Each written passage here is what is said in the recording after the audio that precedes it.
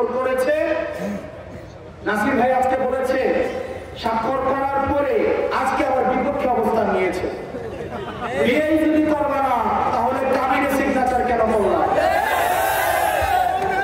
সংসার যদি নাই করবা তাহলে কবুল কেন বললাম? কবুল যেহেতু বলেছেন, কাবিনে যেহেতু সিগনেচারও করেছেন, আপনাদেরকে সংসারও করতে হবে।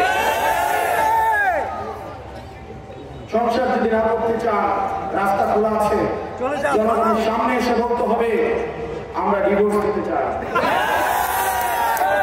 জনগণের সামনে মুখোশ উন্মোচন করতে হবে। জনগণকে বোকা বানিয়ে সংস্কারের বিপক্ষে অবস্থান নেওয়া যাবে না।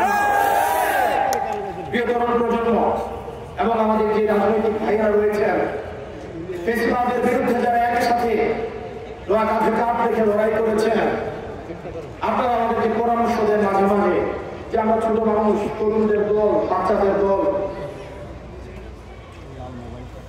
আমরা আপনাদেরকে বলতে চাই সরকারি চাকরিতে একটা নির্দিষ্ট সময়ের পরে চাকরিতে রাখে না।